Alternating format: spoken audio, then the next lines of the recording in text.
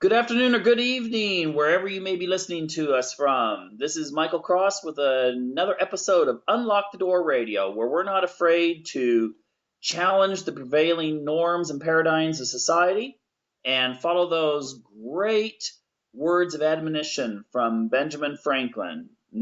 Those were to question authority at all times. Now, speaking of questioning authority, I'd like tonight to deal with the topic of psychopaths and sociopaths. Now, we've dealt with this before. We've interviewed quite a few people, quite a few experts, but tonight we are privileged to have back with us Emmy Thomas, who is the author of Life Through the Eyes of a Female Sociopath. Hello. Yeah, I'm so happy to be here. I'm sorry, the title, and this is just to clarify if people care, is Confessions of a Sociopath: A Life Spent Hiding in Plain Sight. Ah, okay. So anyone wants to find that, well, they can click on the link or just go to those words instead. Sorry about that. No problem. You know, the title kept changing. I should have changed it to that title. What was your title? Your title sounded better. Oh, I think I accidentally read it off from the old YouTube. It was the Life Through the Eyes of a Female Sociopath.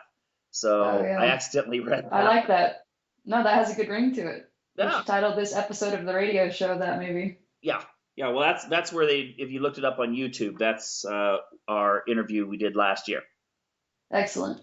Hey, now, what I would like to do tonight is, instead of talking so much about politics, instead of talking about those kinds of the checklist and so forth of sociopathy, what I'd like to deal with tonight is more relationship oriented. Love, sex, marriage, friendship when it comes to people who are psychopathic and sociopathic. And you seem to have a different perspective. I'm reading through your website, Sociopathic World, for our guests out there that want to check it out. And in the area where you're talking about love, for instance, you say a lot of profound things about how a sociopath or psychopath sees the world, especially a woman. Tell us that you have a diagnosis.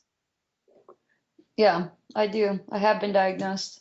Okay, so give me your perspective when it comes to, for instance, what is the difference between a regular person and a psychopath when it comes to a relationship situation?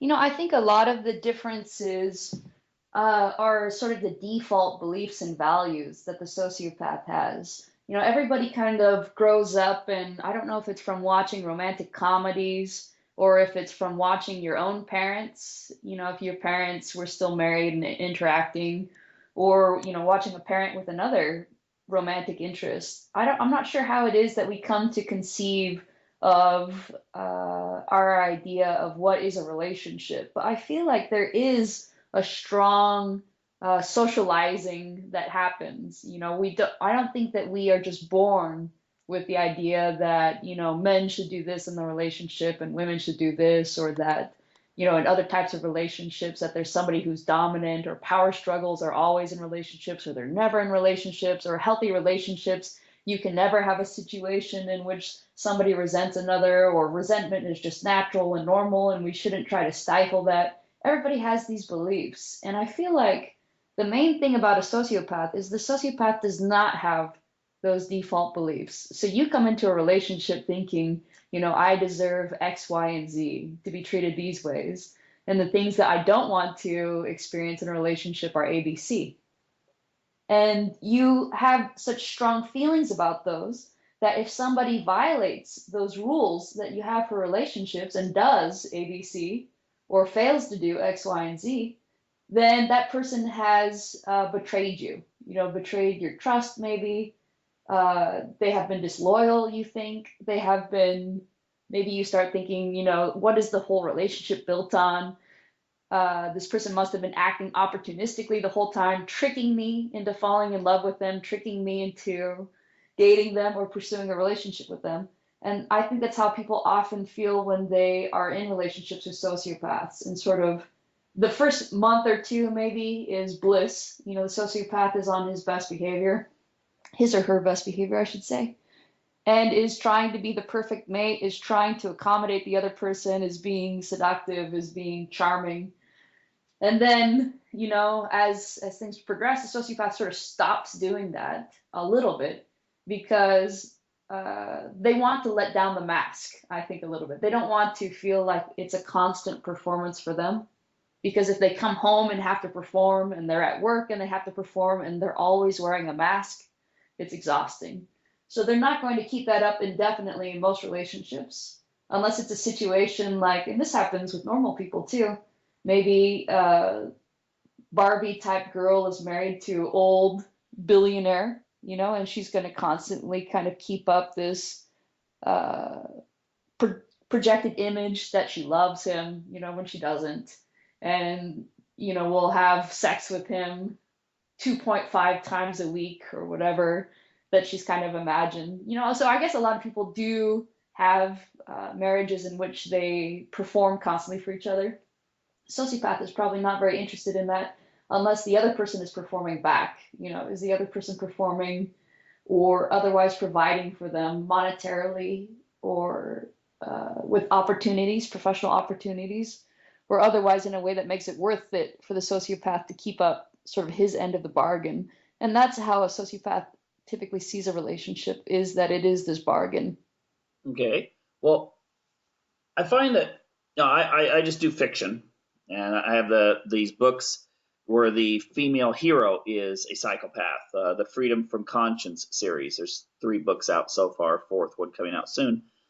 The thing is that a lot of people will say when they're giving me feedback that they don't understand their own selves because they feel like they fall in love with the character, the female character, and that makes them feel troubled because they see that this person is more childlike in their fixation on somebody and ultimately trying to fulfill certain expectations in their life.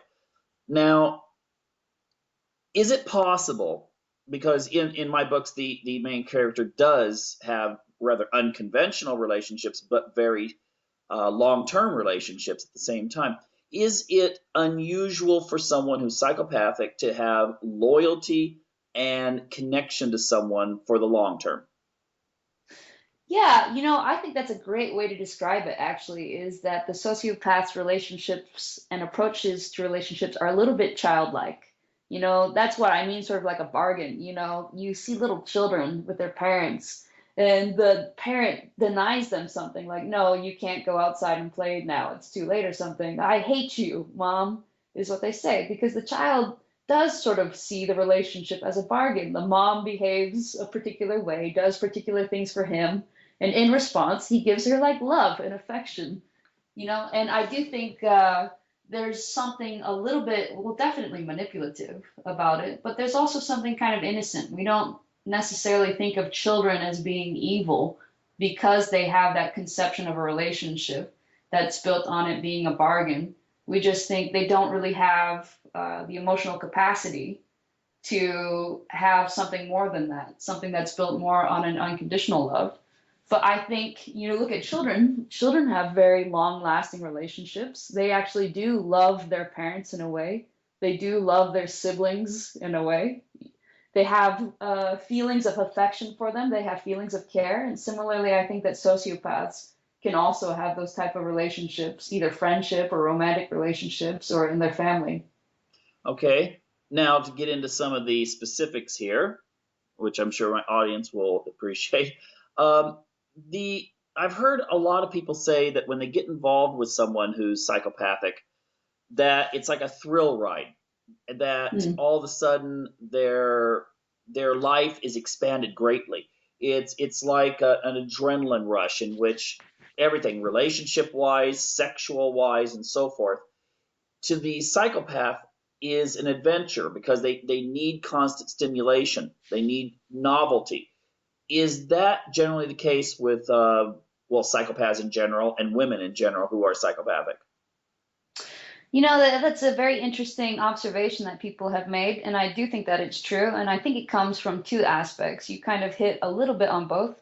I think it helps to clarify just slightly what the two are. One, a sociopath is very different from any other person that you've dated. And some of those differences people really dislike, right? We've kind of talked a little bit about some of those differences. And some of those differences are very enjoyable. They are thrilling. It's exciting. The sociopath lives in a different world and is free from things, constraints like guilt or shame. They don't have self-esteem problems. You can kind of imagine what a relief it might be like to be with somebody who does not constantly need affirmation about who they are, who is like 100% comfortable in their skin.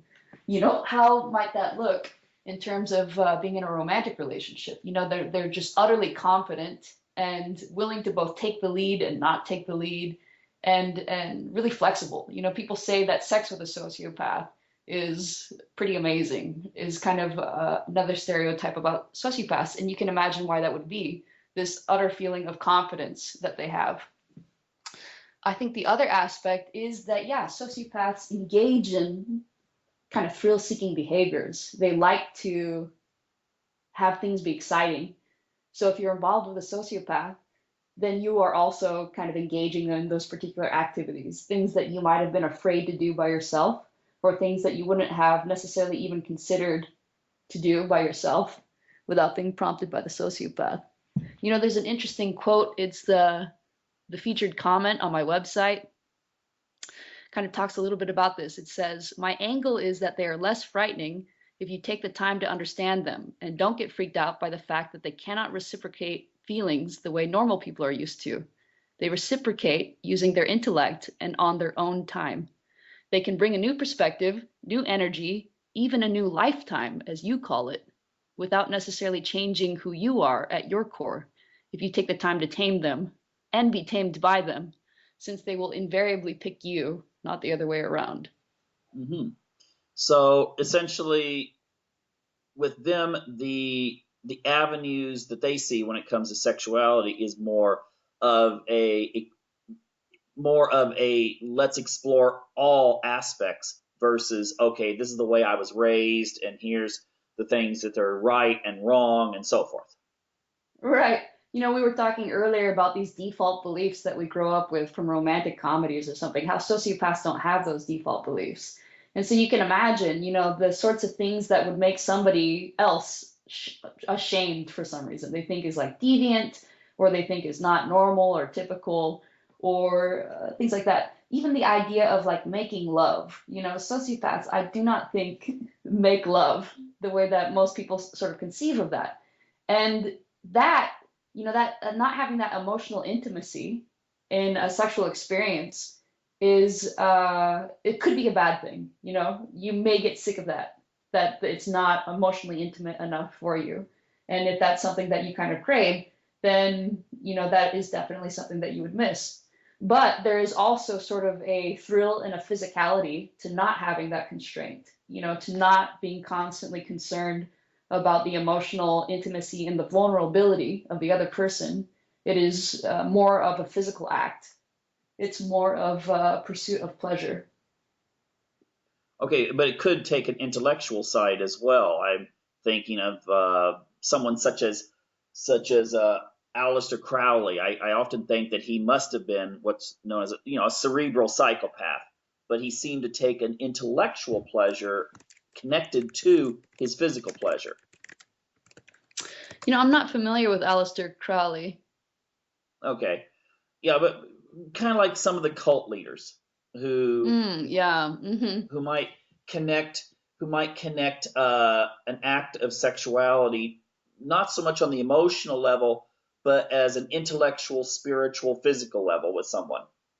Right. And this is kind of an interesting aspect of sociopathy too in relationships. I think that I use the word seduction in a way that most people do not use seduction. I use seduction. Most people, I think of seduction and they think of somebody's trying to get you into bed. Somebody is trying to, that's their whole purpose, is it's completely about sex and that's all it's physical. But I don't use seduction that way at all. I always think of it in terms of you are entering into somebody's mind in a way that is going to permanently alter the way that they view the world, experience the world after you. You're making this indelible mark on who they are as a person. That is kind of the goal. Sex is just a tool to get to that point. What I'm really worried about, or not worried about, seeking, is winning people's souls and minds, not just their bodies. Okay, so it's more of a possession. Yeah, it is. It's a possession. It's a little bit of a power thing. It's a little bit of a control thing, but it's seeing it's a little bit like art. You create something. You have created this thing in this person's mind now. They will forever associate certain things with you. They will forever be impacted by you. You have taken something that was, complete in its own way. Like I guess you could say paint is complete, but you've created something different, something new. You are a creator in that sense, not necessarily a destroyer always in relationships, although there is also beauty in destruction. Hmm. Yeah, I'm wondering now. That gets me. I know someone who, in her relationships, she speaks almost in that sense. I don't know if she's sociopathic or psychopathic, but she sees sexuality as something to open up to people. She takes pleasure in how many. She's even said how many heterosexual women she's turned to at least bisexuality or lesbianism, and that sort of thing. And it gives her. It seems to give her a sense of accomplishment, and so forth. So this is kind of the thing. Opening people's minds to new vistas is something that's hardwired into people who are psychopathic or sociopathic. I think, yeah, I wouldn't say necessarily that particular thing is hardwired, but it is very, very common. I think, this need for stimulation mixed with this desire for power. The primary motivation probably of a psychopath, sociopath is power. And what better, it's like architects who have a dream of creating something that will last for centuries, and is forever going to impact the environment around it. I think it's less of a sociopathic, uh, solely a sociopathic inclination, and more of a drive that is human nature, is to want to affect some sort of change, to tell the world essentially, I exist. I existed here, and here is the proof of it. It's very Ozymandias, here, look upon my works and tremble, sort of thing. And even though it seems a little bit ridiculous, we all know that, eventually all these things that we've created, a building an architect builds is going to crumble. Somebody who has been seduced is going to move on and be seduced by other people or seduce other people or be involved in other relationships. And we like to think that we're leaving indelible marks behind, but we know that's probably not true. It's a little bit egomaniacal and, seems to suggest that there are delusions of grandeur to think of it that way. But, I think it's not just a sociopathic delusion, but a kind of a common delusion that we all want to make some sort of difference that we can see in the world around us. Mhm. We'll get to children in a little bit because it sounds a lot like when people want to leave a mark, they leave their children, their genetic legacy. But Right. real quick, now now that I just want to follow up a little bit here. Would you say that male and female psychopaths have the same mindset, or does the male use a different form of conquest than the female does? Hmm. I think that there are definitely differences in the genders for male female psychopaths. I think you even think I have a transgendered friend, and he behaves really differently on the hormones that he's currently on than he ever acted before. He has sort of a different personality, at least a very different twist on his previous personality. So I do think that, you have your brain chemistry, but you also have hormones. That's a big deal. I also think the gender roles in our society influence heavily the ways that young sociopaths develop. Whether they like it or not, people believe that girls should behave one way and that boys should behave another way. And so consequently, there are going to be certain things that are easier for a girl to do, girl sociopath, that options that aren't really available to a boy sociopath, and vice versa. So I do think it really does change. And sociopaths generally like to kind of take the path of least resistance. So they're not likely to really buck against those trends as much as, at least eventually, just adopting them as their own and realizing, okay, yeah, there are certain strengths and weaknesses to me being either male or female and being perceived that way in society, and I'm just going to capitalize on the strengths and try to minimize as much as possible the weaknesses. Okay, so the female would be more likely to use sex as a weapon versus the male who might use domination in other ways. Exactly. Yeah, domination, the expectations for a male to be powerful, to have money. He doesn't need to kind of use his body the same way, or sexuality the same way that a female sociopath would. Oh, but before we go on from there, I just have to ask this question. Uh, would you say it would be very unusual for either a male or female psychopath or sociopath to let themselves go? Wouldn't they be, because of their very makeup, more likely to take a strong interest in their appearance at whatever age? Hmm. Yeah, I think that that kind of is true. I think that I have said before, I don't generally find sociopaths to be fat specifically. And I think often it's because you think about some people genetically are that way, but a lot of people, there is some influence of lifestyle and also their psychology, their emotional beliefs about food. It's comfort food. They get stressed, they eat food. Sociopaths aren't experiencing those same sorts of emotional stresses. And so they don't have to self-medicate in the same sorts of ways. So I also kind of think, maybe sociopaths aren't going to necessarily be the people at the gym spending 4 hours a day at the gym either, because they don't have the same sorts of insecurities that often plague those types of people. They feel fine in their body. They don't feel the need to constantly be manipulating it to be, even more muscular, even less body fat. So they tend to just be normal looking people, I think. Attractive because they are so confident. They exude confidence, and people find confidence to be attractive. Okay, so they might have a running or biking program, but they're not going to be out there taking steroids. Right. Okay. Yeah, I wanted to cover that there to a degree. Now, and which of course would be good in the sense of them being able to go out and be able to achieve their goals, since if they have the self-confidence as well as a good body image, then they're going to do quite well, I think, in today's society. Right. And I think that the fact that when you associate people who have body issues, it it tends to make you feel like you should also somehow be ashamed of your body.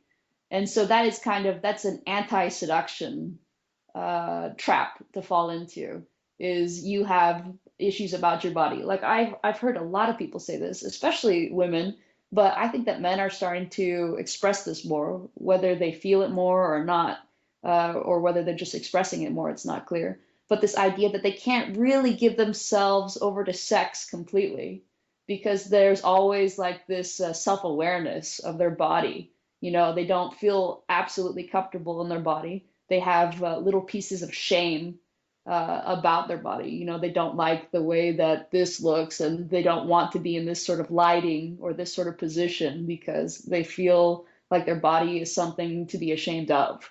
And I find that to be something that, sociopaths would like never even think of. hmm Okay, which of course would make them probably more dynamic when it comes to a relationship. Exactly. Now, I want to go back to one thing, and that was the idea that you said on your website. I'm probably paraphrasing here, but most people sink into routines and kind of pretend to live. Now, you said the sociopath might start getting a little bit towards the letting down their mask, but if they let down their mask and the person they're with doesn't mind the person they find themselves with, won't the won't the psychopath or sociopath, if they want the long-term relationship, probably be into doing things that will alleviate any kind of boredom? They're the ones who might want to travel the world and go to remote jungles and do adrenaline tourism and that sort of thing to keep things alive if they want the security of having a relationship with someone. Yeah, let me clarify. You are saying so in a relationship, somebody is dating a sociopath and they enjoy the fact that the person's a sociopath. They're fine with, pretty much all aspects of the sociopath, or they're willing to take the good with the bad sort of thing. And so the non-sociopath person in the relationship would try to promote more thrill seeking in order to keep the sociopath happy, or this, are you asking that the sociopath would be doing that thrill-seeking behavior and that would make the overall relationship more enriching? Well, maybe both. Maybe the person who is not sociopathic is finding this enjoyable because I can't remember who it said. Again, I think it was Benjamin Franklin that said that most people die at 25, but they're not buried until they're 75. Right. And people find, I think, people sink into boredom and so forth, a conformity, you might say. I mean, I live in Sweden. That's like the most conformist society on earth. Don't believe any of the movies or anything like that. It is Right. very well, unless like Star Trek, the Borg without the attachments in their eyes or something. But it is much more conformistic, I think, than even Japan. And I'm just thinking that if a person winds up with someone who is a thrill seeker and they've grown up in conformity, there's some of them they'll feel threatened. They'll leave. They're like, oh my Right. gosh, I can't take this. The other type, though, might feel like this is an eye opening experience, and they also get the serotonin rush, the adrenaline, and so forth. And so, even though they may be emotional, they are also enjoying the company of this male or female or whatever. Right. Yeah, I definitely think that there are people who, well, I have heard this before. People say, now that I've dated a sociopath and broken up with a sociopath, I can't go back to normal life. I can't go back to a normal sort of bland relationship that's constrained by all of this socialization that via their relationship with a sociopath, they've learned these things aren't necessarily true about relationships. I don't have to feel shame about this. I don't have to feel like the relationship must include these aspects and cannot include any of these aspects. There's a lot of freedom and excitement in dating a sociopath. And I think that it does, like be racist possibly, but favorably sort of racist. That once you go black, you can never go back. I think there is like a little bit of that to about a sociopath. They do open those vistas, and once you do become aware of your mind is expanded and your worldview is expanded in those particular ways, it is difficult to go back to living a blander life. Not that all relationships without sociopaths obviously are bland, but there you have different expectations and different things that you want in the world after that. And I think it's almost sad that there are people who are like that who would enjoy and have meaningful relationships with sociopaths, and they're obviously sociopaths, and those people should be getting together, right?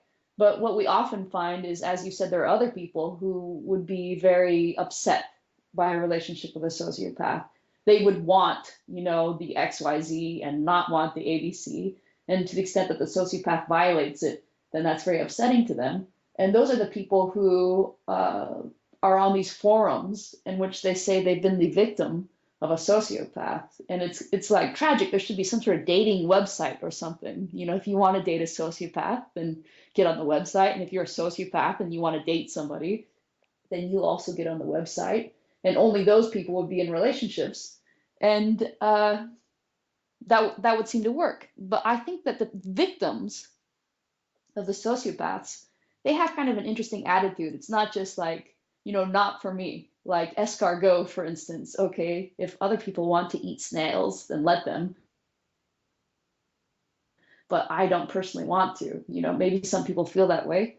Instead, they kind of think, it's wrong. Nobody should be eating snails. Like sociopaths are wrong and they're evil, and all relationships should look this particular way. And the fact that a sociopath, sort of by definition, does not engage in relationships in that particular way means that they shouldn't, a sociopath should never be in a relationship. And I think that's kind of an interesting moral assessment that people make. Well, I'm also wondering too, if some of these people that you see on forums that are complaining about relationships they had, where they'll say this man or this woman did this, and they caused me to go against all the values I've been raised with, and so forth. And I'm wondering if, in a way, they're projecting or doing transference onto this person, because during the relationship they seem to really enjoy it. But then when the Right. relationship ended, all of a sudden they had to figure out what. There's got to be a bad guy in here, and so it has to be the person I was with. Yeah. Yeah, that's very interesting. I find I think you mentioned, maybe we mentioned this in the other show, that I'm Mormon, I'm LDS, and I think I find this to be true of a lot of people who have strong beliefs that are religious beliefs. People can have all sorts of strong beliefs about what relationships are, mainly as what we're talking about. But when you have those sort of strong beliefs and you violate those strong beliefs, for instance, by doing something like getting a divorce, when the church really frowns on that sort of behavior, you shouldn't be getting a divorce, then there really has to be a bad guy because they have so much cognitive dissonance. How can I have had this strong belief and then have acted in this way that's so completely different? There must be a bad guy. So I can see that possibly happening with some of the victims. I'm not trying to further victimize them, to the extent I honestly think some of them, really were victims, of emotional or physical or financial abuse. But I do think that there are some also probably who, just as you say, they behaved in a way with that sociopath that they enjoyed at the time, but they later felt shame about. And how do you kind of reconcile those two things? You think, well, the sociopath made me do it. I'm the victim and he is the bad guy. Mm-hmm. Yeah, I've known of situations, especially when it comes to conservative religious people, where I knew one couple that belonged to a really conservative religion, and it was the wife who was always saying that her husband had gotten, this sounds funny, but her husband had gotten her involved had taken her to a nudist colony just for the weekend. Mm. And she really was upset with him during that time period because he didn't want to actually join. She loved it. She wanted to join. She was pestering him to join. A couple years later, on something totally different, they wound up getting divorced. And Mm. later I heard her saying, "Oh yeah, he forced me to do these kinds of things." And I'm sitting back thinking, "Well, wait a minute. I remember when you were really mad at him because he wouldn't actually fork over the money and buy a membership for you, that sort Right. of thing." So I think there's some truth in that. Yeah, unfortunately. Yeah. But the thing is, ultimately, it seems like again, you're going to find that half the people are going to really enjoy the situation, half the people are going to feel threatened by it, and then you have to see what happens if the relationship maintains. Now that leads us to a very important question, and that is, can a sociopath or psychopath be someone who will stick with you till the very end? Raise those kids and and be there for you until you're old. Right.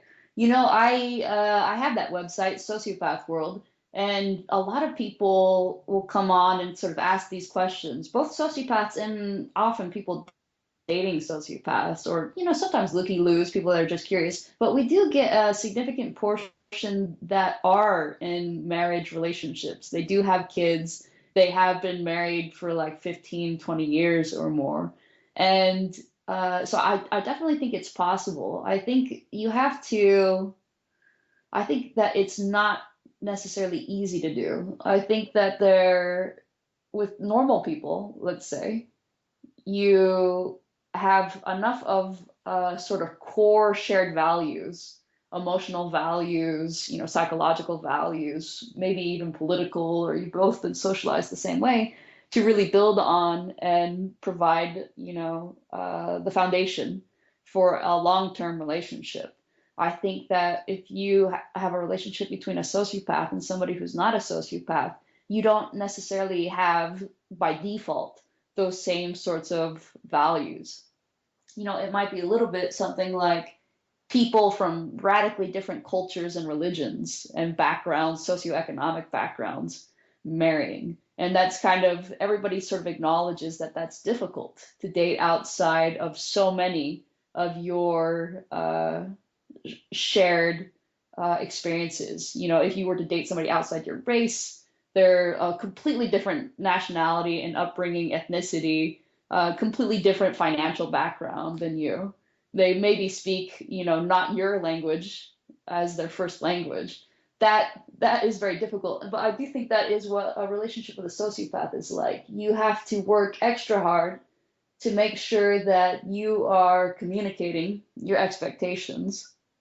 And the person has to be willing to allow, each person does, to allow the other person to be who they are at their core. The sociopath can't be, like you're not allowed to feel emotional, or you're not allowed to want emotional intimacy, or you're not allowed to, make these sorts of demands on me. But on the other hand, the other person has to be willing to accept the fact that even if they have these expectations and demands, it may not actually be possible for the sociopath to be emotionally intimate with the person to the extent that they want it.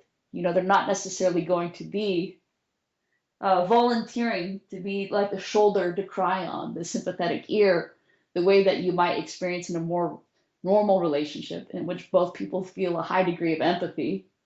And so we'll kind of just naturally be there for each other. You may have to be a little bit more explicit with a sociopath. Sociopath may turn you down, and that has to be able to work. Yeah, but in your situation, for instance, and I'm just going to throw hypothetically, you don't have to answer it, but if you were to meet some Mormon guy who has the same educational background, same career aspirations, same family background, aspirations and so forth, wouldn't it be possible then to have a long-term relationship, but just as long as this other person knew that there wasn't going to be that crying on the shoulder, traditional 1950s model of a woman? Right. Yeah, I definitely think that's possible. I definitely think that's true. I actually think that it's maybe easier for a female sociopath to be in a long-term, well, they both have their strengths. Let me finish with this idea. If you were a female sociopath in a long-term relationship, I feel like in general, at least this is the stereotype, men don't feel like they need as much emotional intimacy in a relationship.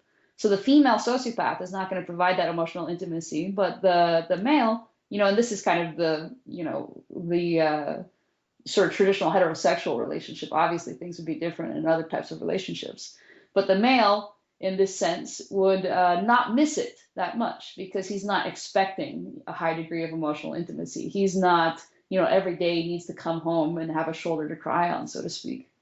Mm-hmm. So I think maybe in some ways it would be easier if you were a female sociopath to be in a relationship with somebody who's not sociopathic, who is male.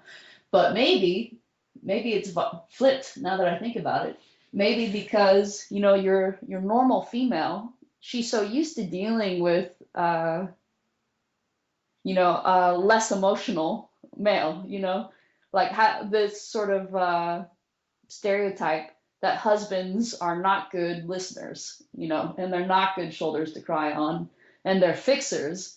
These are the male sorts of personality characteristics are also largely the sociopathic personality characteristics.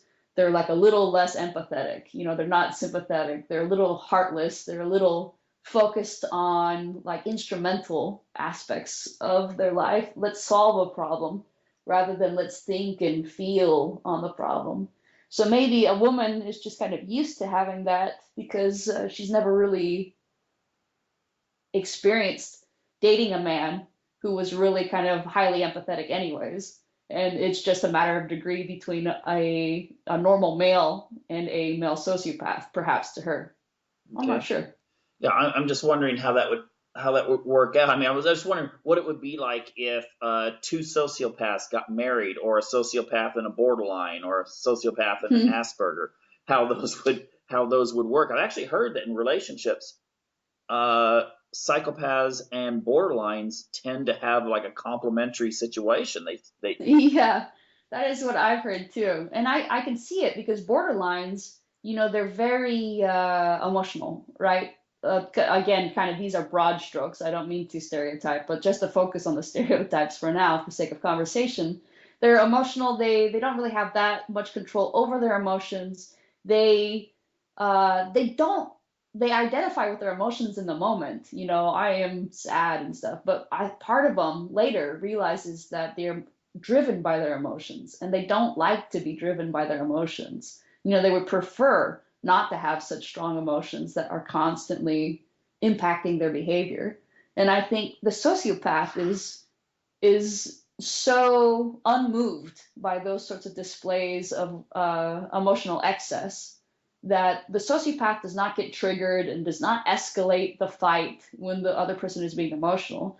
So the emotional outbursts don't have as much destructive effect in the relationship, right? The one is able to emote as much as she wants, and it doesn't really kind of destroy anything. It's like yelling, screaming at the tops of your lungs in a soundproof chamber. You're completely free to do whatever you want in that soundproof chamber. And then the sociopath enjoys the stimulation and excitement, sort of, from the borderline's lack of predictability. She's driven to and fro by her emotions, but that kind of makes it exciting because he can never really tell what she's going to do in the next moment. Okay, very good. I was glad you confirmed that because in my book series, the main character has a relationship, well, several relationships. One of them is with this other female character who is borderline, and they complement Yeah, each other extremely well, and and so forth. So it seems like maybe those not so much opposites attract, but maybe the borderline finds a certain security in the fact that this person doesn't run away immediately. right. Yeah, but also the borderline seems that they share certain characteristics with the psychopath in the sense that at least a female borderline is someone who tends not to have a fixed sense of, well, sexual identity. Therefore, they also like novelty and breaking the norms. Right. Yeah, they don't have a fixed sense of kind of identity at all about a lot of things. Um, I find there to be a similar sort of symbiotic relationship between people who are very, very empathetic with sociopaths, because similarly, they're used to constantly feeling the emotions of other people around them. That to be around a sociopath, it's actually a relief that the sociopathic person is so low, emotionally speaking, because it's like they don't have to, constantly be affected by the sociopath's emotions like they are a normal person. And the highly empathetic person is able to empathize actually with even the sociopath's unique worldview. And so the highly empathetic person is able to understand the sociopath in a way that the sociopath, there aren't many people that do understand and sort of accept sociopaths on that level. So I think that's also a very complementary relationship. Okay, yeah, okay. So those kinds of the thing is, I've always seen that these so-called personality disorders have a positive and a negative. It just depends on Right. how they're mixed in. Yeah, yeah, I think so, definitely. You take a look at the highly empathetic. Everybody thinks empathy is so great, but it is kind of terrible to be so highly empathetic. It's possible for you to be so highly empathetic that you're just paralyzed with all the emotions that you're constantly being exposed to, and that doesn't sound like a good thing. No, hey, I'm gonna get into children here in a second, but I was talking to a woman recently who she was going to go in for insemination. Hmm, And it wasn't because she was single, it was because her husband couldn't, he couldn't have kids. There must have been right. some cancer or something. And the funny thing is, she knew that I was interested in these topics, so she actually said, "I wonder if there's any way you could like request a donor who is psychopathic." And I asked her why, and she said, "Well, they seem to have these kind of traits that are designed for today's society. I mean, to get ahead." Right. And What do you think? Do you think actually having these traits today for a child, of course, it's going to be problems for the child, but has it been easier for you to compete in today's society with a sociopathic personality background? I definitely think so. And I think that every time I'm a lawyer, I think that every time I engage in some like typical, very high conflict situation, somebody's screaming at me, I'm, in court trying to argue this very difficult to make argument in front of people who are, very judgmental and are going to be critical of what I'm about to say. And I just think, other aspects too, like we live in a highly superficial society. We have a situation where teenagers and even younger children are being bullied and harassed online and, basically driven to suicide because they're made to feel these feelings of shame and low self-worth. And these are situations that would never happen to a sociopathic child. A sociopath would never be bullied. He would never be sad about these particular things, never kind of be driven to feelings of low self-worth or even suicide. And so I do think, yeah, they're very resilient that way. It's a little bit like they're like a weed, in a garden full of delicate tulips or something. And they're very hardy and they're very they welcome change. They have a very easy time sort of adapting to new situations. So I think that there are a lot of competitive advantages to being a sociopath. I think what would be the ideal situation is, maybe in 30 years, what's happened with gay rights and our acceptance of that, particular different strain of humanity, our acceptance and ability to allow people to be authentically themselves in that way. Maybe that will happen for sociopaths as well. Then it really would be an incredible advantage, I think, to be a sociopath. If you could both have those sort of strategic advantages of the sociopathic personality without the problems of being kind of this persecuted or, child growing up as a sociopath without a lot of guidance or without a lot of understanding from the people around you. And that can go wrong. If you have the wrong parents and you're a sociopath child, that can go very wrong. If you have the right parents, then it can go very right. So I think that that's kind of the danger now, but maybe in 30 years that will improve for sociopathic children. Don't you think though that, well, I got to take issue with one thing, and that is Right, go I ahead. think at least I've read that at least with boys that often psychopathic children, young boys, because at first they're a little, they realize there's something different about them, that they don't fit in so well when they're young and actually can be bullied, but they're the ones who usually will turn the tables and learn how to gain strength. Even though they might have been pushed around when they were younger, they'll be the ones who will learn to either use their verbal skills or develop their physical skills later so that it doesn't happen. Right. Yeah, I should have clarified more. They're not necessarily victims of bullying to the extent that it like affects them in these sort of negative ways. It's possible that they are exposed to bullies, that they are the target of bullying, but they're not the classic victims the way that we generally think of in these bullying No, situations. they'll get revenge. Right, exactly. So now, saying that, what do you think about the parent? I mean, obviously, a lot of kids, if you ask a kid that's 12 years old, they're going to be like, well, yeah, my parents are psychopaths. Obviously that's only true in a small percentage of situations. But how would the psychopathic mother relate to her children in a different way than a regular person would relate to her children? Well, I think that again, I can't speak from experience. I don't have children, but I am around children a lot. I have a lot of nieces and nephews and little cousins that are children.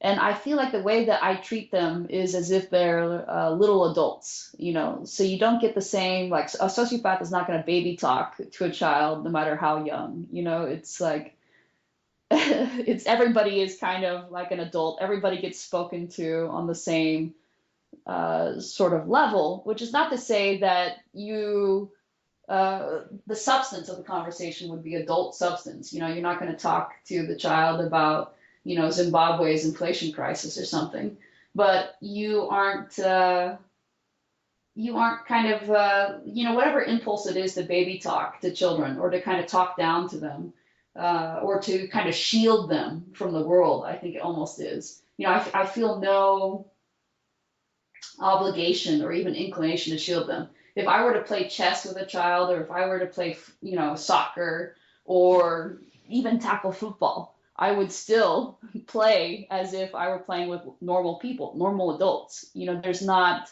a desire to sugarcoat anything for them. So I think that that is probably a major difference in the way that I treat children versus other people treat children. And some people, you can see that there are advantages and disadvantages to both ways of treating children. The one children, I have a sister who kind of acts like that with her children, and her children are very, very independent. They're still young, but they'll do whatever they want, and they feel completely capable of doing anything they want. And, it's like we're packing up to leave for a weekend. I could be babysitting them, and like even the 5-year-old is packing her own bag and is remembering her toothbrush, and they're just very capable individuals. On the other hand, there is a lot of ugliness in the world, and maybe it really does scar children to be exposed to the sorts of stresses and ugliness that adults kind of get exposed to, and other people kind of shield their children from. I think of this. I heard this very interesting story actually in Sunday school a few weeks ago. This woman who was converted to Mormonism, and when she was like 5 or something, her mom converted really, and then she started going to church with the mom. And she went to a party, a pool party, with a bunch of other Mormon girls, and she was wearing a bikini. It wasn't, like a crazy, ridiculous string bikini or something, but it was a two-piece. And in Mormon culture, the girls wear one-piece swimming suits. That's kind of like a very culturally enforced thing. And so the girls at the party were making fun of this little girl who's like a new convert, doesn't know anything about Mormonism. She said she went in the bathroom, because they were making fun of her, and she tried to kind of figure out what to do. And she said, I didn't feel shame. I just felt confusion. Why is this such a big deal? Why is this considered wrong? Why are people making such a big deal about this? And then she finally figures it out, and she thinks, okay, I'll just put a shirt on. I'll wear a shirt in the pool, and that way nobody will have a problem anymore. They won't be able to see any of my midriff, and so there won't be any issue. But I thought that was such an interesting way to kind of put it. And I feel like that is a very, afterwards, she goes with the mom. The mom notices, hey, you're wearing that wet shirt. And what happened? And she explains, and the mom kind of just gets quiet, and she just says, I'm sorry. I didn't realize that was one of the rules. I guess the missionaries didn't tell me, or, I wouldn't have done that to you. I wouldn't have let you been exposed to that sort of judgment. And I thought, actually, how hearing this story, it's a very normal story, but it does kind of speak to my sociopathic experience too, in that there are all these kind of hidden rules. And I think that as a sociopathic parent, that you might do that to a child, sort of expose them to judgment for something that they're doing that's not really considered socially acceptable. And you're just not even aware that that is like something that the child is going to be judged for, because you yourself are not a conformist. You're not keeping track of that carefully, your own self. So I think that would be another interesting aspect of having a sociopathic parent, is their obliviousness to social norms and to the sorts of moral rules that everybody else adheres to. It would make you a very kind of open-minded, kind of free-thinking child, which has its advantages. But I think it would be difficult in terms of you being normal the way that most everybody is normal in this kind of sheep conformist sort of way. Hmm. Yeah. I understand. I understand it. But of course, if the child was sociopathic, they wouldn't even be bothered so much. But Right. they might be like trying to analyze the situation and try to understand it.